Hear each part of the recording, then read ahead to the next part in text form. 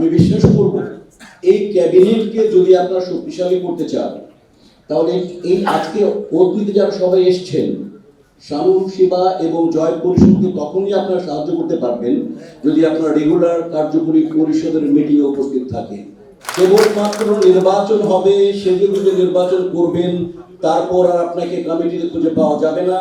কোরআন complete করতে ঘাম পোহাতে হবে, এগুলো করবেন না। এগুলো অনেক কষ্ট করেছি আমি 2 বছর তারপর কি অবস্থায় গিয়েছে পলিটিক্যালি সবাই জানেন, দেশে অবস্থা গিয়েছে। আমি এক জায়গায় দাঁড়িয়ে আমি আমার টিমকে নিয়ে ইনশাআল্লাহ এরকম একটা আমার ইচ্ছা ছিল। আমি নেতা কিরকম আমি জানি না, ক্ষমতা আপনি আমাকে দিয়েছিলেন, কিন্তু ক্ষমতা হস্তান্তর করা অত্যন্ত গুরুত্বপূর্ণ আমি বিশ্বাস করি। এবং আমি শতভাগ ইমানের সাথে বলতে পারি যে ক্ষমতা দুজনের কাছে গিয়েছে, শিবা আমার ভাই, জয় আমার সন্তান, ইনশাআল্লাহ এদের কাছ থেকে আপনারা ভালো নেতৃত্ব পাবেন, এটুকু আমার বিশ্বাস। আজকে এসে ভালো লাগলো যে ইনশাআল্লাহ প্রথমেই শানু আর জয় প্রথম পদক্ষেপ আরমান ভাইকে তারা এখানে উপস্থিত করতে পেরেছে। আরমান ভাইকে ধন্যবাদ। আরমান ভাই থাকলে যে কোনো সময় আসবে, যে কোনো সময় বক্তব্য দেবে, উনি আমার থেকে। তো এরকম অবস্থা ক্রাইটেরিয়ার মধ্যে আমাকে এগোতে হয়েছে। এবং নির্বাচন আমার একটা ইচ্ছা ছিল, আল্লাহ তুমি আমাকে তৌফিক দাও, আল্লাহ নামাজ সুস্থ সুন্দর অবাধ নিরপেক্ষ একটা নির্বাচন দিতে। আপনারা জানেন আমার দলের আমার এই ঘোষণের মধ্যে অনেক নির্বাচনে দাঁড়িয়েছে, সবার আলাদা আলাদা মেম্বার, আল্লাহ বলে আমাকে এটা নেবেন, ওর এটা নেবেন। আমার মাথা খারাপ কিভাবে কি করি না করি। তারপর আল্লাহকে সাক্ষী রেখে যেদিন লাস্ট বক্তব্য দিলাম, সবাই বললো আমার ইসি কমিটির লাস্ট মিটিংয়ে যেদিন অ্যাপিল বোর্ড গঠন হবে এবং নির্বাচন বোর্ড গঠন হবে, কেউ আর আমার কথা শুনে একটি কথা বলে নাই যে বলছে প্রেসিডেন্ট আপনি যাকে দিবেন আমরা তাকে মেনে নেব। তখন আমার ভেতর থেকে আমার দেখা যাদেরকে আমি মনে করি যে এরা সজ্জন ব্যক্তি, এরা চলচ্চিত্রের অংশ, এরা চলচ্চিত্রের অবিচ্ছেদ্য অংশ, ওইখান থেকে আমি বেছে নেই। আমি আগে অ্যাপিল বোর্ডে যাই। অ্যাপিল বোর্ডে আমার শ্রদ্ধ বাবা সমতুল্য কাজী হায়াত, অ্যাপিল বোর্ডে শ্রদ্ধ আমার ডাইরেক্ট বাবা ছোট্ট আহমেদ এবং বাদল খন্দ ভাইকে আমি নির্বাচিত করি। দেন চলে আসে যে নির্বাচন কমিশন বোর্ড, ভেরি ইম্পর্টেন্ট।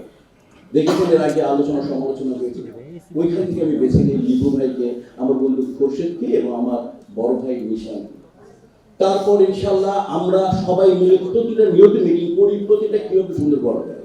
এবং তাদের নেতৃত্বে কমিশন বোর্ড যে তারা পর্যবেক্ষক কমিটিকে নিয়েছে, আমি নাম বলতে চাই, ইকবাল মামা থেকে আরম্ভ করে আরো অনেকে আমি না সবাই যেভাবে আপনার চেষ্টা করেছে শিল্পীদের নির্বাচন শিল্পসম্মত হবে, তারা শতভাগ চেষ্টা করেছে এবং আমি মনে করি শতভাগ তারা পেরেছে। ঠিক না বেটি?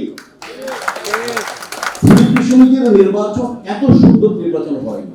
হ্যাঁ, আপিল বোর্ডকে একজন আপিল করেছে, করতেই পারে, সংবিধানে ছিল, এবং আপিল বোর্ড সেটা কাউন্ট করে তাকে দেখিয়ে দিয়েছে, সেটা মেনেও নিয়েছে। তাই আমি জানাই ইনশাআল্লাহ আজকে যারা জয়লাভ করেছে এবং যারা জয়লাভ করতে পারেনি সবাইকে আমার হৃদয় নিংড়ানো শুভেচ্ছা, ভালোবাসা।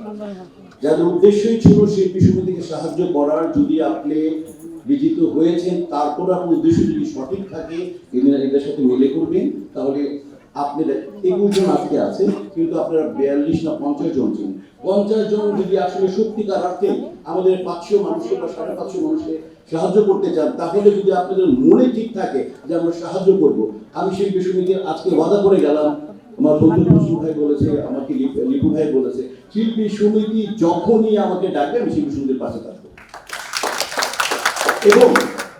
এবং আমি হৃদয় থেকে বলতে চাই যে যারা আপনারা এখানে আছেন, এই শিল্পী সমিতি যারা নির্বাচিত হয়েছে বিপুল ভোটে, তারা এই যে আমাদের 18টা সংগঠন আছে তারা যে হেল্প করেছে, তাদের সাথে মিলে মিশে হাতে হাত কাঁধে কাঁধ মিলে তারা কাজ করবে।